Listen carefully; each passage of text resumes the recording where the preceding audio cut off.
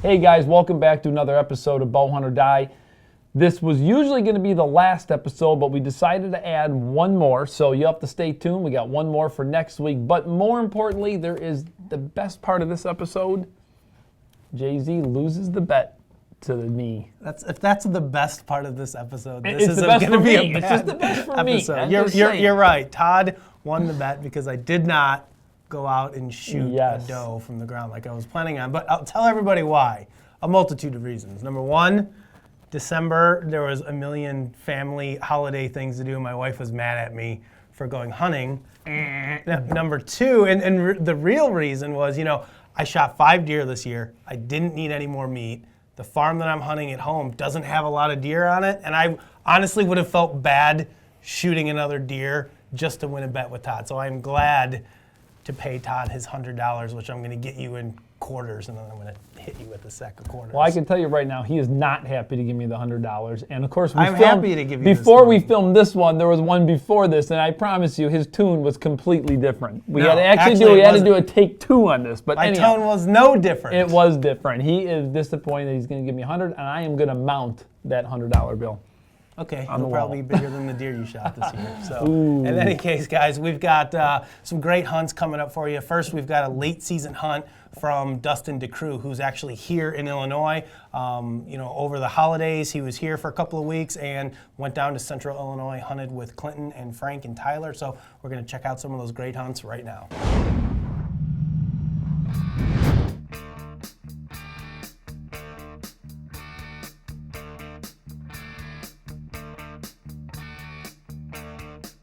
It's December 27th.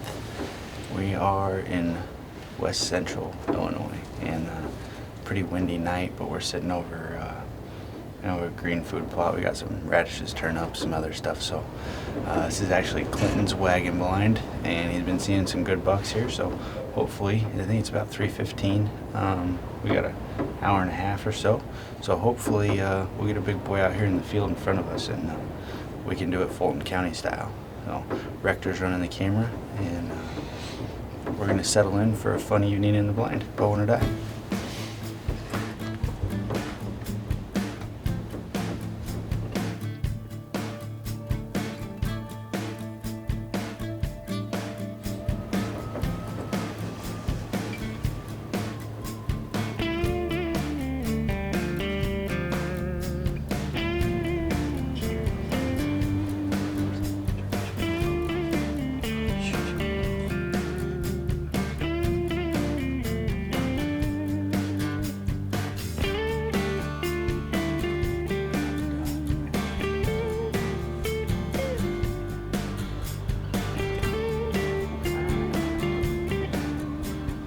We've got our first deer action.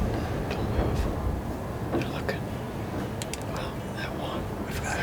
We got 2 doe fawns out here in front of us. It's about 4:10, 4:15. So hopefully one of these big boys will come in following her. About 35 yards right now, so right in the wheelhouse.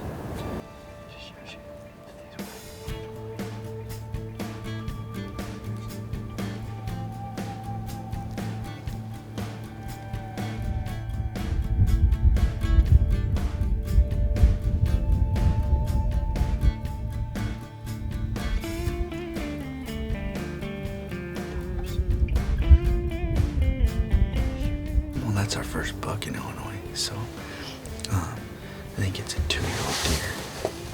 So we passed, but there's lots of good deer around, and we got a few days to hunt, so we're gonna wait it out a little bit, but we still got some daylight here.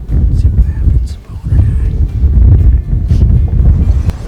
All right, we're back in the blind. It is December 29th, and we're back over one of Tyler's food plots in the redneck blind. So first time up in the redneck tower blind thing. And there's a ton of food out here. Looks like the deer have been hitting it pretty hard. So there's like, 4 bucks I think that we're looking for. So we'll see what happens. Sit tight, Bowhunt or Die.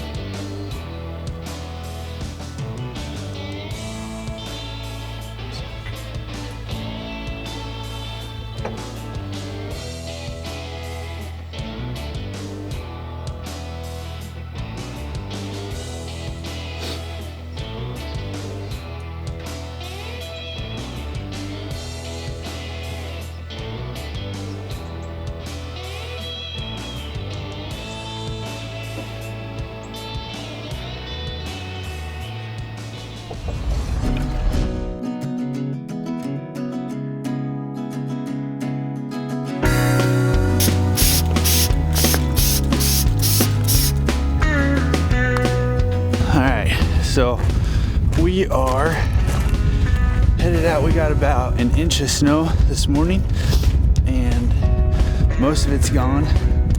But hopefully it'll get the deer on their feet and get some of this late season movement. So I'm just up here waiting for Clinton to catch up. He forgot something. So anyway, we're gonna walk through this field. We got a little corn patch to walk through, and we'll be set up, bow hunt or die.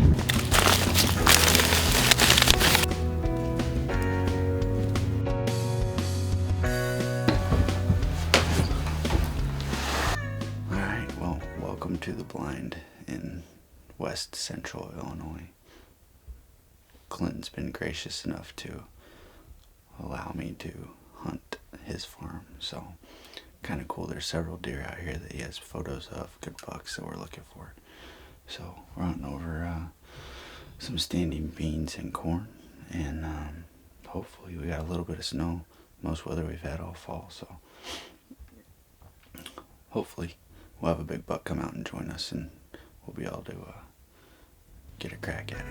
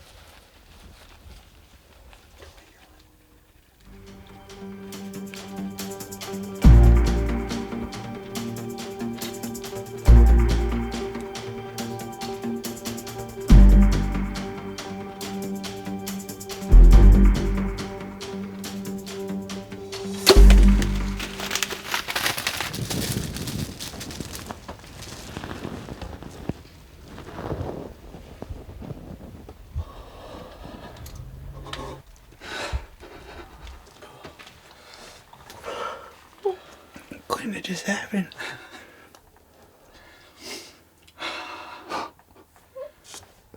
Dude, I don't even know what to say. Thank you.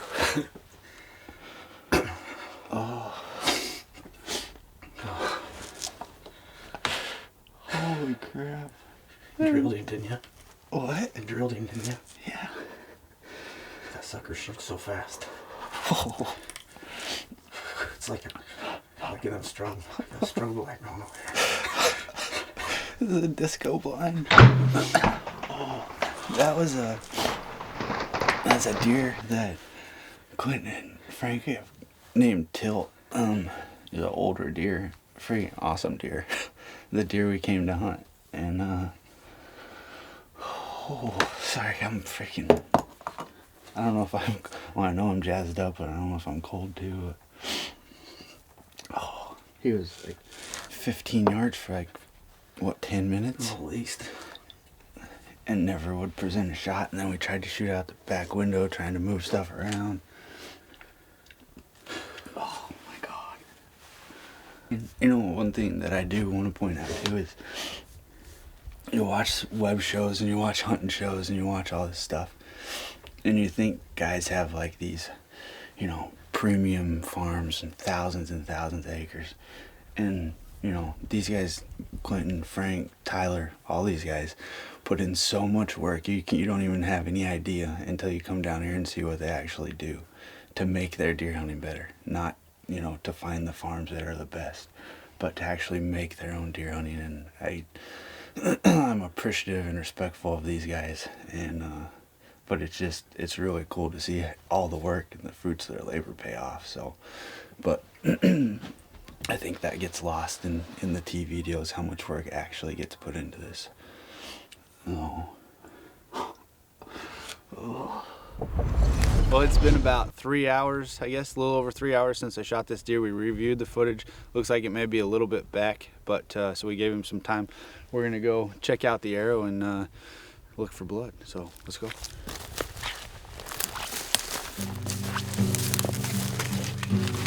I got it right here. Where's blind?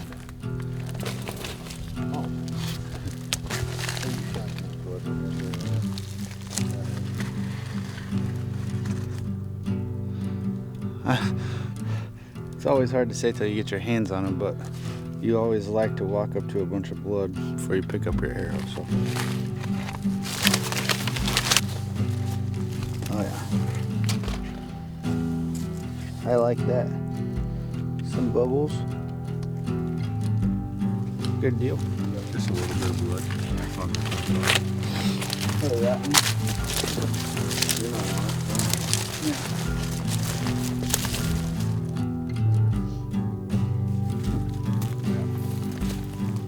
We're about 75 yards in, probably, from the blind.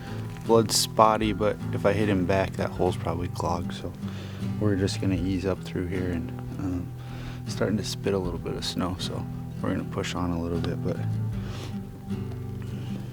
I'm not worried yet.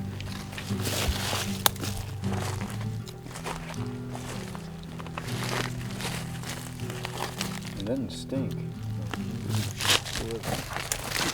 He is dead. He is dead.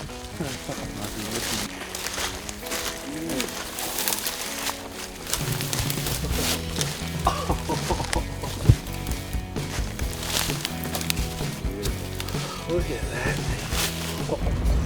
It's the morning after we shot this buck that Clinton Frank called Tilt, and it was just a great hunt overall. You know, it's good to get down here and hang out with these guys. Tyler included is running the camera, but to kill a buck that's this old, that those guys have that much history with, is pretty neat. Clinton was kind enough to drop off the sheds that they've picked up from 3 years ago and then last year. I don't believe this buck had been seen in the daylight since he passed it on the web show, either 2011 or 2012. But basically, kind of a textbook late season hunt. We're in the ground blind, or I'm sorry, in a tower blind, and deer came to the food, and we had him. He was in front of us for about 20 minutes before he actually came into bow range, and I'm glad he did. It was about a 15-yard shot. It worked out perfect. He went about 125 yards, and that was that. But just a good time, a great deer, old deer. He hadn't done anything basically in 3 years, antler wise. So, but a good hunt, a good time. You know, we're gonna get him out of here and cut up some meat. Bow hunt or die. Well, there's another example of food plots, late seasons pay off. And I'll tell you what, all those efforts you put in the early season can make a big difference when you get into that late season, Justin. It's difficult to find deer, that's for sure. Yeah, no doubt about it. I mean, as you guys saw, Dustin had a great couple of hunts. I mean, for those of you who are also hunting that late season, weather pattern, you're generally looking for cold snow, something to get those deer on their feet and move to a food source. And, luckily after probably a week of hunting where you didn't get to see all those hunts, they had some tough hunts where they went out and didn't see any deer, didn't see a lot of deer. They finally got the weather they were looking for, and that buck came out that ultimately they went in there to try and kill. It doesn't always happen that way, but sometimes you get lucky and things work out. And one thing I think you guys may have noticed is, that deer was around their ground blind, or their box blind, I should say, for something like 20 or 25 minutes before he actually got a shot at it. And that's nerve-wracking when you got that big of a deer and that quantity of deer around you. You're trying to move and get your bow out the right window and get the camera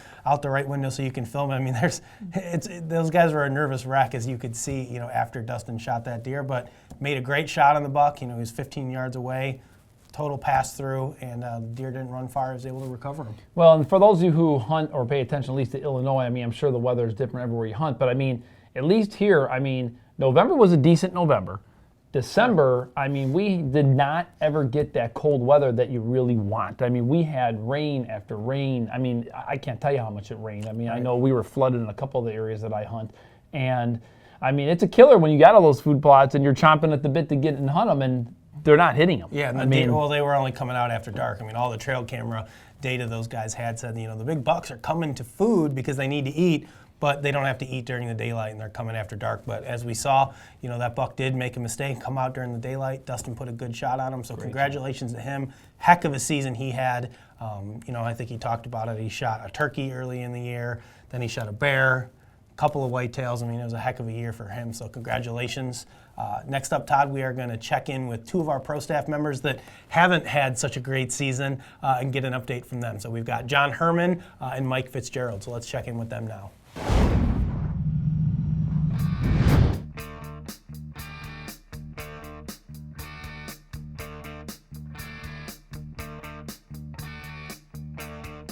I started my season up here in northern Wisconsin on this very property.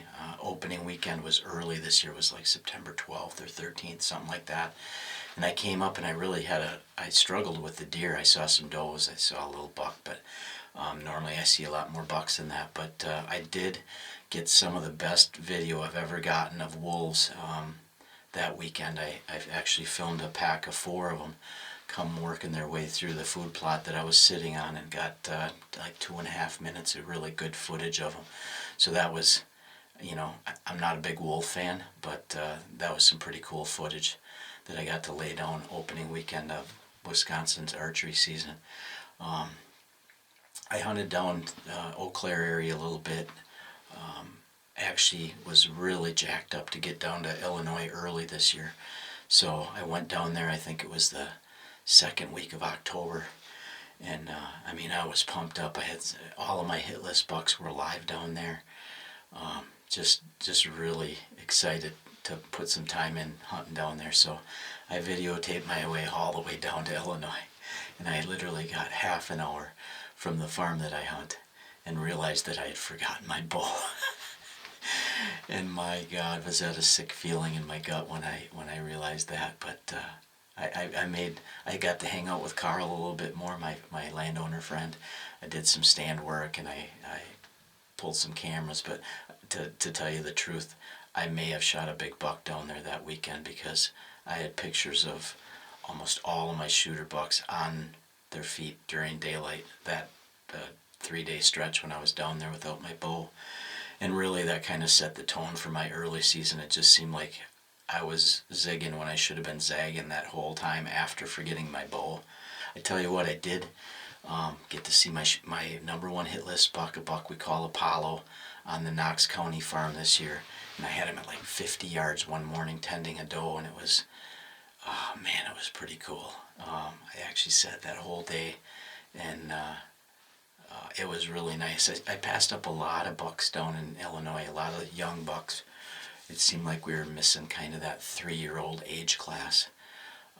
But, at my stage of the game, I'm 50 years old. I've killed a bunch of deer. To me, it's not so much about the killing and putting my tag on stuff. Sure, it's great when you do that, and I enjoy that as well, but to me, it's about getting out there and seeing the deer and just being outside and fresh air, and I just love it, you know. So anyways, I saw a bunch of deer down there. I had some really cool encounters with a bunch of different stuff. I saw some, you know, some 2-year-olds chasing deer down the river. I saw a blue heron up in a tree, which was, I've never seen that before. I mean, I saw raccoons, I saw mink, I saw porcupines, I saw bobcats, I saw, you know, coyotes, I saw fox. I mean, I've seen, actually the last part of my last week down there, I had a really nice 3-year-old come through, and it was probably a buck that I would have shot back in my day, you know, just to get a tag on something. It was a nice buck, and it was a 130-inch buck, but I had some great video of him, and I just decided it wasn't gonna be one of those years where I need to kill a 130-incher to make my season. So I let him walk, and it just, you know, I don't feel bad about it. He's gonna be a bigger buck next year. I still got, you know, I'm always gonna be hunting big bucks down there, so I'm really, really holding out for mature deer at this stage of my career. So that brings us to our Wisconsin gun season, which I always take off.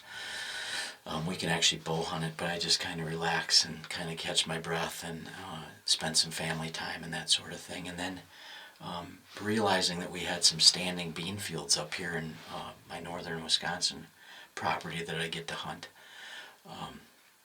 I decided I'm going to hunt some, you know, seriously hunt some late season. So I came up here and actually sat in this very buck hut the first night just because I had gotten up here late. I wanted to see what was coming into this bean field and where. And sure enough, my first night I see a buck we call Boo, this mature 10-pointer that would have loved to have shot. And so he came out, and I got some great footage of him. He was on his feet during daylight, and I thought, man, we got game on here, you know, it's game on. So what I ended up doing is I built myself a ground blind out of spruce boughs, and actually ended up building 2 of them, one on the north side of this bean field and one on the east side, just to be able to play where he's going to come out and that sort of a game. So I sat in that for the 3 or 4 nights, I guess, and that was really cool. I mean, I'm used to hunting out of trees. I mean, I love hunting out of trees, but hunting out of the ground, I mean, I had a deer just about stick her nose right in the blind with me. I never got busted. It was just a lot of fun hunting the ground. I didn't have the visibility down there on the ground that I do up here in the stilted buck hut. And so I ended up moving back to this thing. And actually I've had a lot of opportunities. In fact, I sat 4 nights in a row. I saw Boo on his feet during daylight. And he'd pop out on the same spot up on this roadway. I'd be just looking up there, and there he'd pop out. And twice he went west, and then he'd pop out in the bean field out away from me, no shooting. But twice he came down this roadway right to 22 yards. I mean, right to 22 yards. But he would not make the final commitment to come out into this bean field right by me. I was set up to shoot out of this one west window, and he just would not go that way. The first time he went that way, okay, I learned my lesson. So I dropped a couple trees across that roadway, and I built it up so he couldn't get through that way. Well, the next time he comes down, I thought, oh, I got you this time, sucker. And he comes down, he looks at that tree, and he laughs at it, and he jumps right over it and keeps going west. So I thought, all right, well, that was the end of my hunt, right? Well, I think he's gone, you know. The hunt's over, so I'm filming him out in the bean field, and I see a couple more little bucks come bopping down the road, and I thought I might as well film them. So I'm filming them, and I look up, and here comes Lucifer. This is our #1 hitless buck up here. I am not even kidding you. I'm watching them. I got them 2 little bucks right here below me, so I get myself drawn back, and I'm all proud. I got myself drawn back, but instead of getting to my anchor point, getting in there tight, looking through my peep and knowing I was right where I needed to be, I drew back, and I was just drawn back. Okay, I'm drawn back, you know. But what happened is I grunted, and I grunted pretty loud. and he doesn't even look at me. And at that point in my brain, I just panicked. And I put my pin on him, and I followed him with my pin and pulled the trigger. I had the pin where it was supposed to be, but I was looking over the top of my peep. And obviously, if you're not anchored right and you're not looking through your peep, doesn't matter where your pin is, it's not going to hit where you're aiming. So that was the last time I was up here. You know, I've had an awesome season. You know, people are going to look at it and go, well, you didn't kill anything, John. You know, how can that be a good season? And, you know, I just need to reiterate, at my age, I'm 50 years old. I've killed a lot of stuff. To me, it's not all about putting a tag on a deer. It's about how much I got to get out in the woods. It's about my peace of mind when I was out there. It's about I just have had a really good season in those respects. You know, family-wise, time in the woods. You know, the properties that I get to hunt up here in northern Wisconsin. You know, 2 farms down in Illinois. It's just, I've got some wonderful friends that allow me to hunt their properties and to see all the things that I get to see, you know, for all of those reasons. It's been an absolutely wonderful season.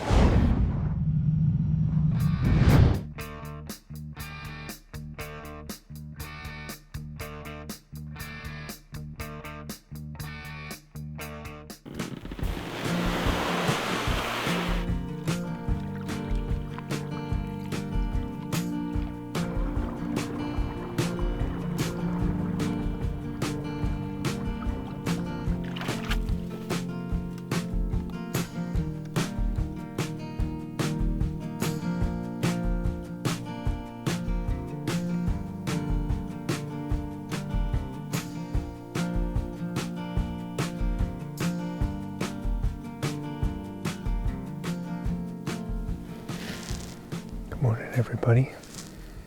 It's Wednesday, November 11th. I snuck in early to get set up in this tree. It's a quiet day. The leaves are finally dry, so it's hard to be quiet on the way in. But the nice thing is you can really hear today. You can hear red squirrels walking at 100 yards. I had one deer already skirt me to the east and walk to the north.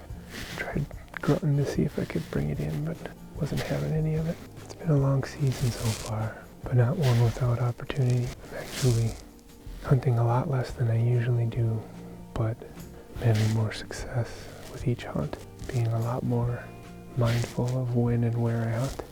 My percentage of sightings is up over any other year that I've had, so I'm doing something right.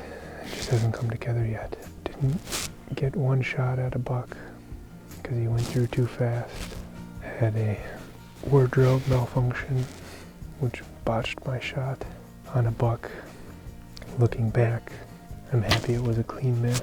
Certainly isn't the biggest buck in the woods that we're after, but it was the first good opportunity in a number of years for me to take a buck.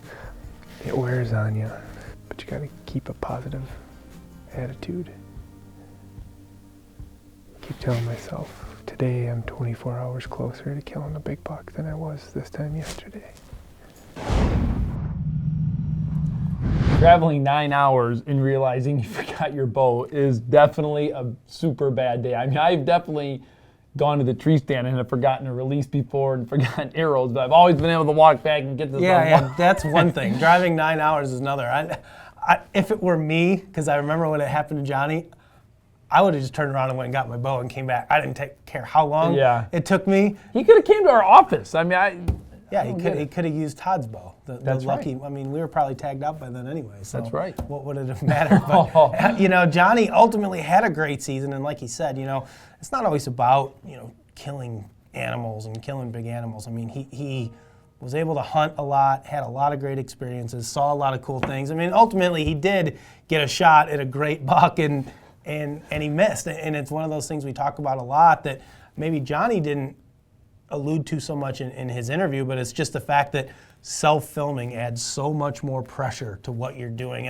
And there's certain guys out there, Todd being one of them, where the filming part of it doesn't seem to affect him as much as it affects other people. I know myself, Johnny, Tommy, Neil. I mean, there's times when we get put into situations where we just fall apart when we're trying to get the camera and the deer doesn't want to stop or cooperate, and it certainly makes things a lot more difficult, and that's what happened right there. Having a third angle on Johnny, Tommy, and Neil, I don't know that I really include you in that mix, but those three guys, having a camera above them when they're self-filming, I would like to see that. It's a difficult thing to do. And then, same with, Mike Fitzgerald. He's filming with an SLR up there, which is even more difficult to do. But then, as he says, he had a bit of a wardrobe malfunction. Actually, he was wearing a wireless mic, and his string hit the wireless mic when he shot, which is, at least this is what he alleges, why he was 8 feet off from where he intended to shoot. And whether that's the real story, I guess nobody will ever know. But that's what he says happened. It's also one of the reasons why I stopped wearing my wireless mic, at least, exposed when I'm hunting, because I don't want something like that to happen. Well, and we found, too, you don't necessarily need the wireless mic. I mean, some of the other mics work just fine. But I guess we'll never really know the actual truth of what happens there. But Fitz is a pretty honest guy, so I'm gonna let that one roll. But I definitely, generally you're seeing the arrow be a little above the deer or underneath the deer, but I mean when you see that arrow 3 or 4 foot off, Mike, I'm sorry, but it is. That was a Neil McCullough quality miss right there. Neil's had a few of those where they're a few feet off before, so we like to spend enough time in this so that way everyone that watches so understands that we are human and these mistakes happen all the time. Yeah, so. For sure. So guys, the last hunt we are going to leave you with this week is Clinton Fawcett, right back in the same box blind where he killed his buck on opening day this year, and he has a fitting end to a pretty amazing season for him. So let's check it out right now.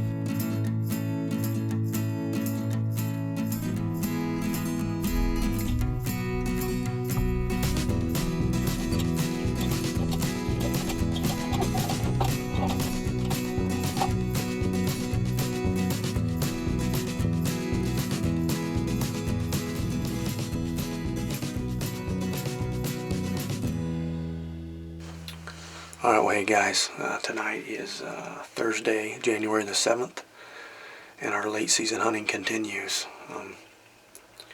The weather's changed quite a bit here in the past 3 or 4 days. Last week when Dustin killed Tilt, that was the first night of a cold front movement that had come in. And then when Mike killed Ernie on Friday, that was kind of the plateau of it. So it just kind of leveled out there for 3 or 4 days. And then it started warming up a little bit. Now Tuesday night when it started warming up, I hunted this farm and I saw several deer. I saw several bucks up here in the front. So I decided to come up here tonight over my radishes and my buck oats and rye and see if they come out. Now the weather's a little different today. It's 41 degrees, so it's the warmest that it's going to get on this warm front. And then tonight we've got a big rain event coming in. And over the next 3 days, the temperature's going to drop, and they're calling for 3 to 5 inches of snow on Saturday. So, stuff's going to change. I don't think I'll see very many deer tonight because the wind's not blowing at all, or very light, which usually doesn't lead to very good hunting at all. But it might be a little too warm. So, there's a few deer up here that I'd really like to kill. They're really old, especially this one. I don't know, we call him the bully buck, but his main beams come around and droop down. He was right here in front of the blind the other night. Unfortunately, I was at the other end of the field. The only problem I have is there's still 10 days of season left. With this big snow and this really cold coming on Saturday and Sunday next week should be really good. So I'm not real sure that I'll shoot him because I really don't want to quit hunting. But other than that, I'm just out here tonight and watch all the cardinals and the birds and chill out and relax. Maybe something big will walk by, but maybe not too, so we'll see what happens.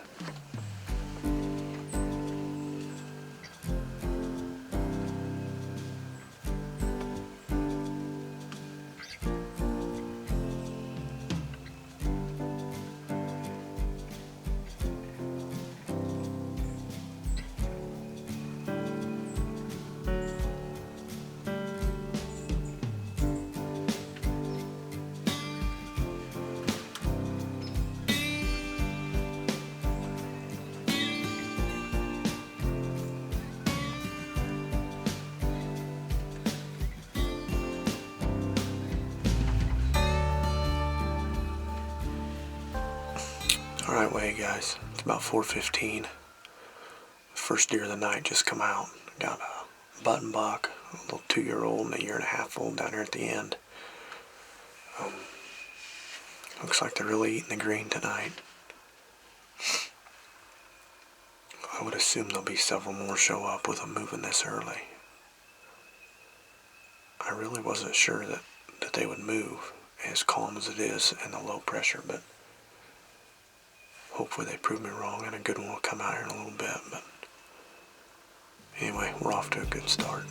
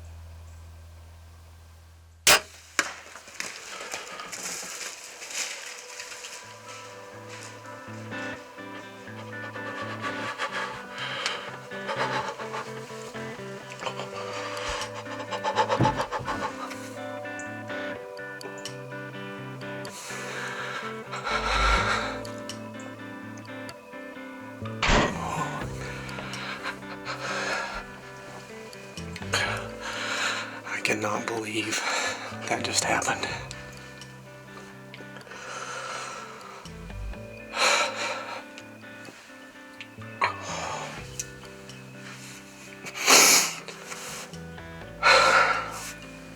That's actually the deer I came up here to hunt. That deer is super old. We have had pictures of him for years. But he's never in here, except in the summer.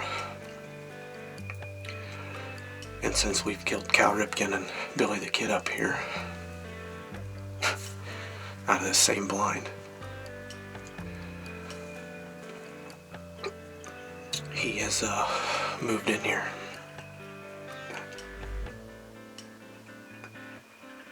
I would assume because he's the oldest mature buck left, and when we took those other 2 deer out, that allowed him to come up here and to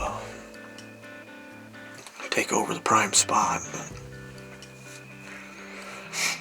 I've got several really good deer that I'm trying to let get bigger, and part of the management strategy with that is you got to get rid of some of these old bullies, because next year, chances are, the way he moved in here, he might have decided to stay and run some of them other deer off. So, anyway, what a night, what a year. What a week. What a season. I mean, my brother-in-law Ty and I built this blind when my little girl Sawyer passed away. And, you know, we never hunted it after I shot Billy the Kid.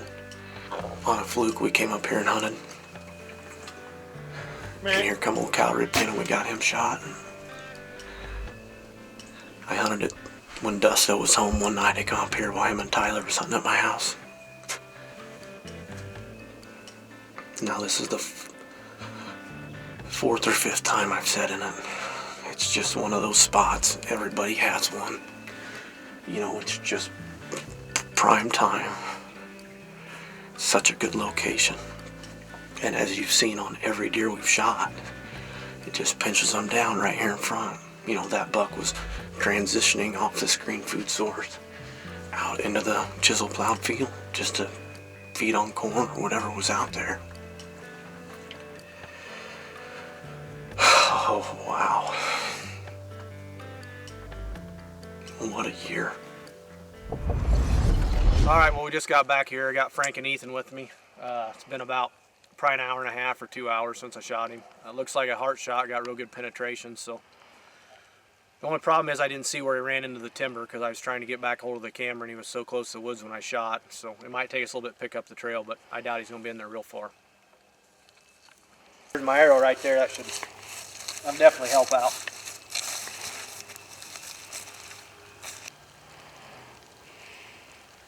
Good penetration.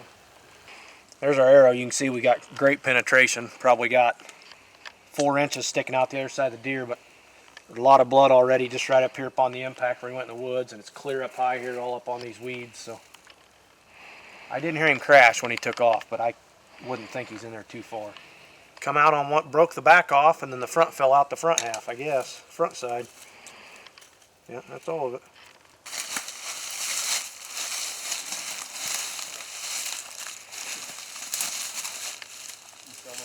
There he is.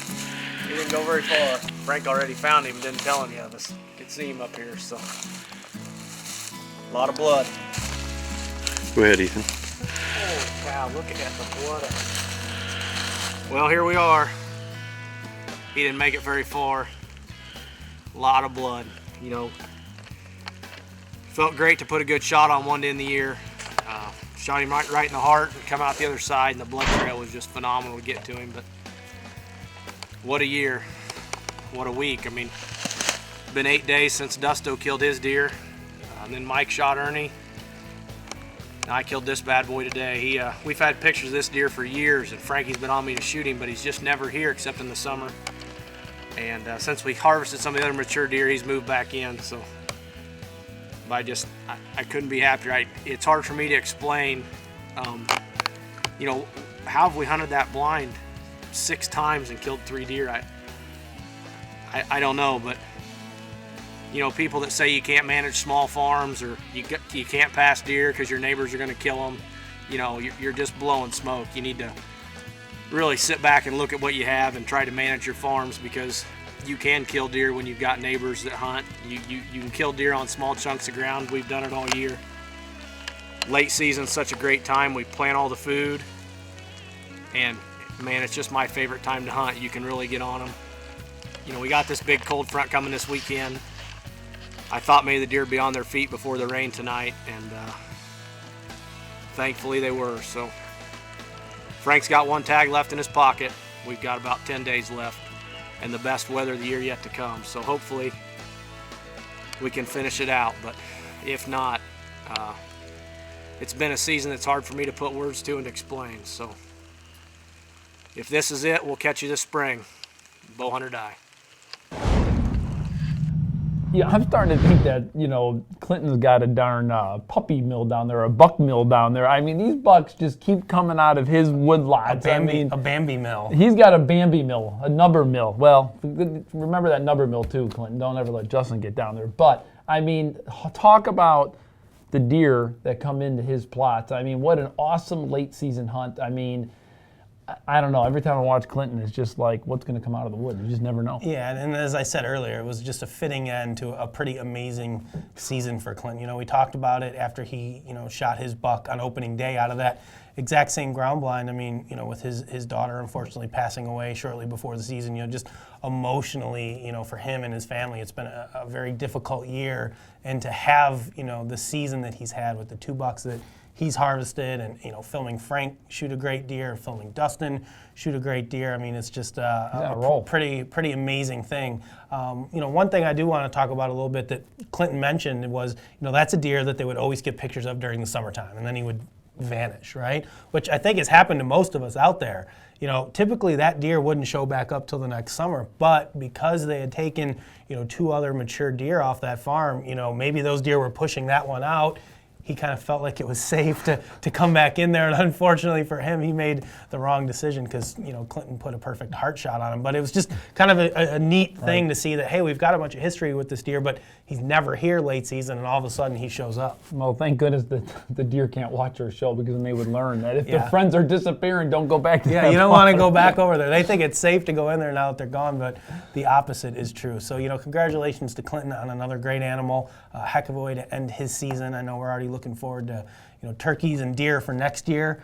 So Todd, that's all the hunting action we've got. Well, and I mean, just watching these last episodes, I mean, now is when you begin to start thinking about those strategies for next year. I mean, you know what? Some of us, the seasons are totally ended. Others are just starting to have some hunting season left. But I mean, really starting about the strategy for the fall really starts right now. I mean, watching these last 2 successful hunts, I mean, they both included food, and building, whether it's a poor man food plot or a giant food plot, is something that everybody can do.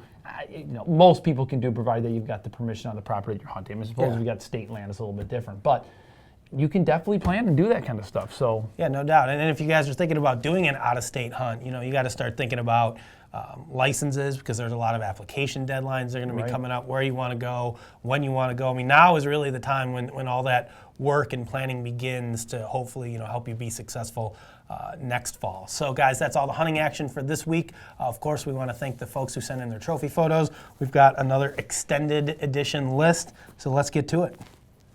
Alden Tinder. Blake Dickey. Casey Morgan. Deirdre Ashworth. Drew Huffman. Nick Milliken. Turge Molvik. Tyler Radford. Zach Robin. Zach Van Giesen. And Adam Peserski. Well, just I mean, it took longer to get through those trophy photos names than I actually took to film the whole show. Adam, I tell you what, you've raised the bar as far as making the show. I read that email. Justin read that email. And guys, I guess if you want to see yourself here on an episode of Bowhunt or Die, you're going to have to really raise the bar. Adam sent in an email that it's like a little novel. He detailed all of the reasons why. He detailed the top 4 reasons why he should be So we on got the to show. read them. What are they? He has never seen deer from New Jersey on the show.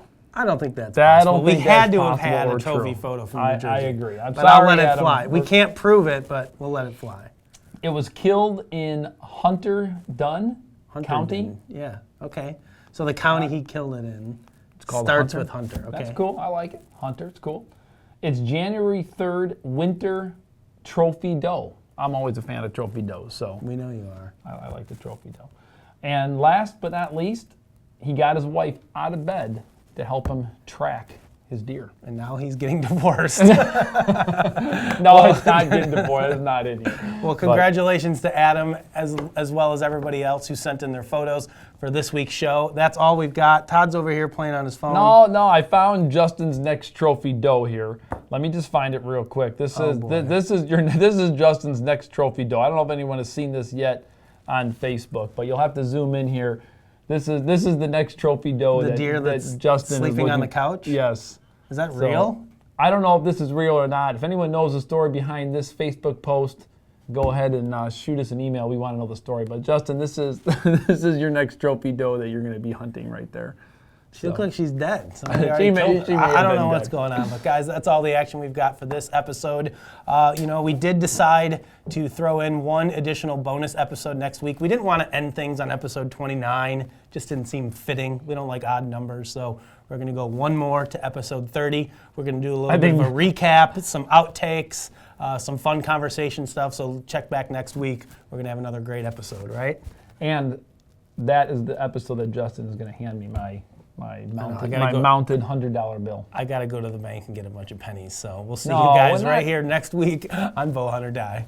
For more exciting action, be sure to follow us on Facebook, Twitter, and Instagram and receive live updates from our team members as well as the latest happenings in the bow hunting and archery world. Be sure to share your photos, stories, and experiences as well. And don't forget to pick up your official bowhunting.com and Bowhunter Die gear by visiting bowhunting.com/gear. We have a full selection of hats, shirts, decals, wristbands, and much more. We're going to kick things off this week on a late season hunt. Why are you staring at me? Dude, all I can feel is your face staring at me from the side. It's creepy when a dude is staring at you from like a foot away. We have been on a mission to figure out where all the flies in the office are coming from. And Justin yells at me for leaving my Starbucks drink underneath there. Dude, this is bad. Wait till you see this, dude. They're all eggs of flies. Oh, come on!